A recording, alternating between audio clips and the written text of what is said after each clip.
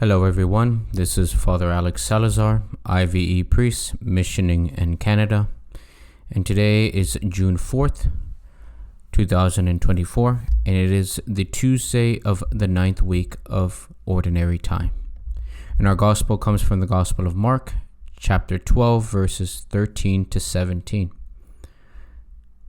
Some Pharisees and Herodians were sent to Jesus to ensnare him in his speech. They came and said to him, "Teacher, we know that you are a trustful man, and that you are not concerned with anyone's opinion. You do not regard a person's status, but to teach the way of God in accordance with the truth. Is it lawful to pay the census tax to Caesar or not? Should we pay or should we not pay?" Knowing their hypocrisy, he said to them, "Why are you testing me? Bring me a denarius to look at." They brought one to him, and he said to them, "Whose image and inscription is this?" They replied to him, "Caesar's." So Jesus said to them, "Repay to Caesar what belongs to Caesar, and to God what belongs to God." They were utterly amazed at him. The Gospel of the Lord. In today's Gospel, we hear that two groups of people, the Pharisees and the Herodians, gathered together in a type of opposition to Christ. They tried to oppose Christ.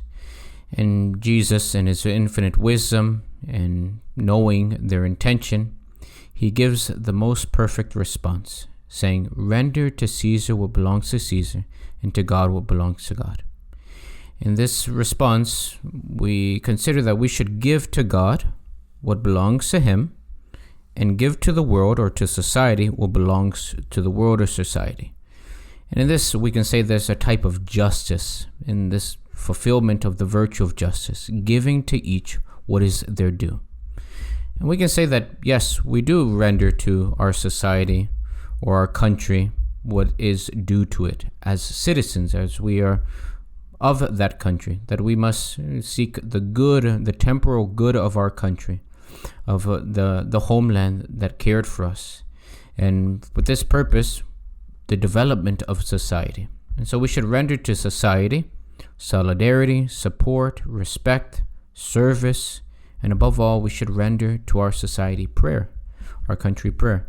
And this is why in the prayers of the faithful, or the universal prayer that we do usually on Sunday masses, this is why right after praying for the good of the church, which is the first intention, the second one is for government or public officials, that is to render and to pray for our country. But then, as we know, we should render to God what belongs to God.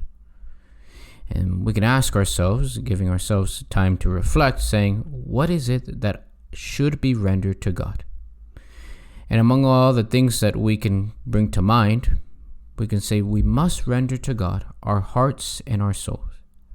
That our entire being is to be rendered to God, is to be given to God.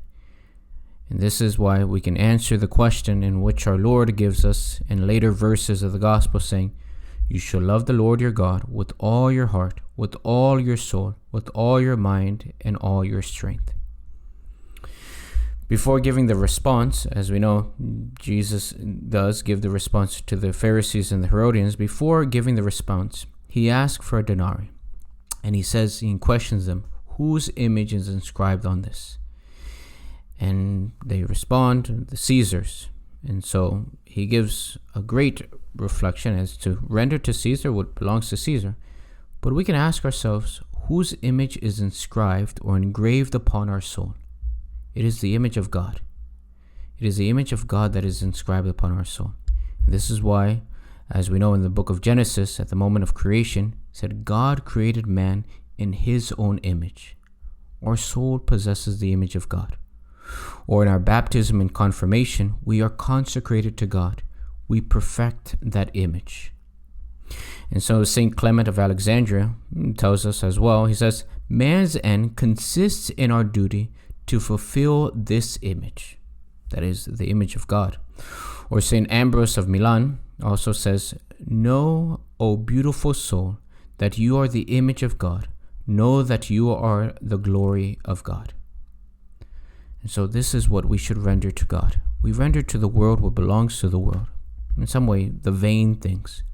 But we render to God what is most precious, that is our soul. And so let us ask God, through the intercession of our Blessed Mother, that we may find the grace to render to God all that is spiritual, our entire hearts, mind, body, and soul. Take care, and God bless.